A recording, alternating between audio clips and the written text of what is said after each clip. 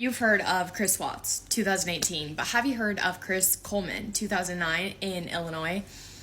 We're going to be here for a while. Grab a drink, grab a snack, put me on your headphones, do your chores, do your makeup, whatever you do. Sit down. Let's get into it. It's also kind of like stormy and rainy here today, which is pretty spooky, but it fits the vibe of the video. Also, I wanted to say this. Part of the reason why I like doing these videos is because I talk about these cases all the time with my friends. I love talking to you guys about them in the comments. So this is more of a conversational, let's talk about it together rather than me like throwing up information to you. I love talking to you guys about it. So that's the vibe we're going for. So let's get into it. The Coleman family consisted of Chris Coleman, Sherry Coleman, she was 31, the mom, and then two sons, Garrett was 11 and Gavin was 9. Chris's parents were both Christian pastors in a church in Monroe County, Illinois. They raised him in a religious household. He was very involved in church activities, had a nice, loving childhood. He was a good kid, athlete in high school, described as sensitive, a little bit shy, but really kind and respectful. When Chris was in high school, he decided to sign up to be in the Marines. That's how he met Sherry, his wife. She was an MP in the Air Force.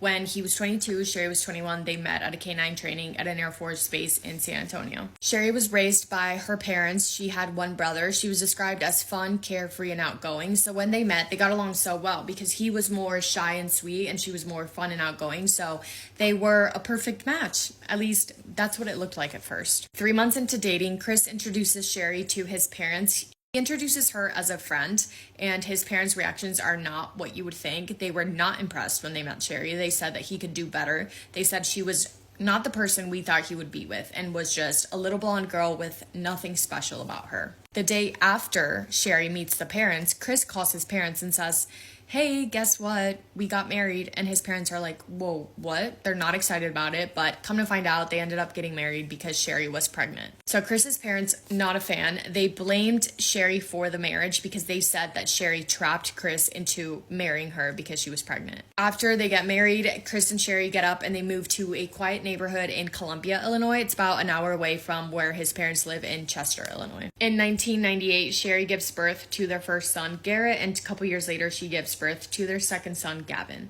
Now let's introduce Joyce Meyer to the story. She was basically a famous preacher who did a lot of conferences. She traveled a lot and did teachings and Bible studies about her religion. Because of what Joyce did, she was well known, and with that came a lot of negative feedback. So she had a ton of people that were not a fan of her, so she decided to hire a security team. Joyce had known the Coleman family for a long time, so she ends up hiring Chris Coleman to be head of the security team, and his salary for this job is well over $100,000. Back to Sherry, she wasn't super in touch with her religion. She was raised Christian, but soon after marrying Chris, she got really in touch with her religion because she knew that it was important to him and his family. So she made big efforts to work with the church. She got involved, she would donate, volunteer, and became a really active member in the church community. Her friends described her as an incredible mom. She was very present. She loved her sons, raised them to be fun, down to earth, and respectful. Chris was more of the strict parent, I guess. He wasn't as affectionate, wasn't around as much. He would play a bigger part in sports and grades and things of that nature, versus Sherry was more laid back and her way of parenting was a bit more relaxed than Chris's. Fast forward to November 14th, 2008, Joyce, Chris, and other members of the team get an email that comes from destroychris@gmail.com, and the subject is, "F Chris's family, they are dead." The email is basically saying, "I know Joyce and her security team are going to read this. Someone better make sure that Chris reads this. Tell Joyce to stop preaching or else Chris's family will die."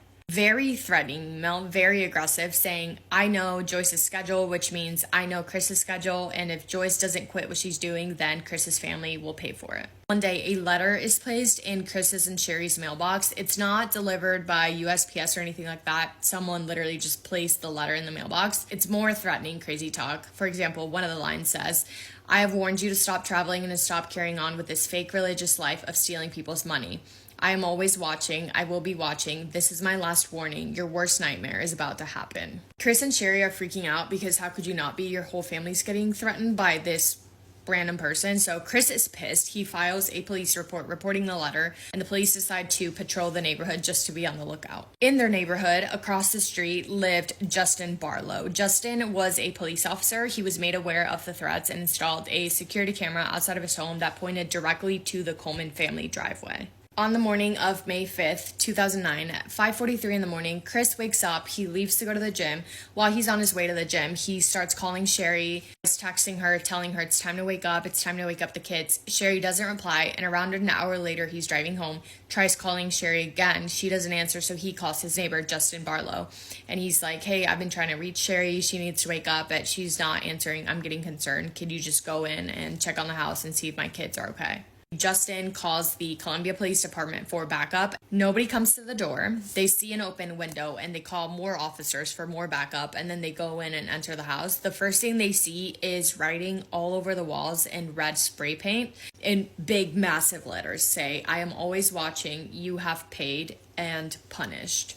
They make their way upstairs to where the bedrooms are to find the most gruesome discovery. They find Garrett, Gavin, and Sherry all in their own beds, and they are all dead with marks on their neck indicating they had been strangled with some sort of rope. The sons' bodies were partially covered with bed sheets, but Sherry's body was not covered. She was laying there with no clothes on and had been very badly beaten. It was also later determined, which I'll talk about this later, but based on the temperature of their bodies, it was determined that they more than likely had died between 11 p.m. and 3 a.m. But Chris had said that morning he woke up and Sherry was alive and well, and they kissed goodbye and he went to the gym.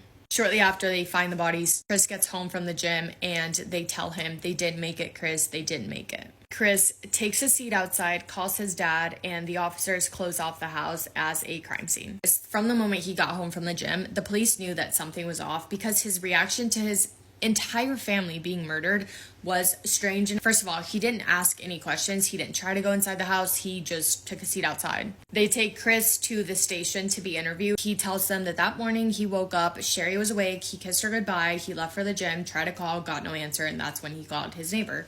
He said that the night before, it was normal night. She fell asleep in his arms. They went to sleep, cuddled up, although some of the neighbors had reported that they heard an argument. So something was off. When he says that, the cops bring up that based on the decomposition of the bodies had died around 11 p.m. to 3 in the morning the night prior. Says, oh, I think she was alive. Now, kind of takes back that he kissed her in the morning and now is, not so sure that she was alive, which, I don't really know how you can get that confused.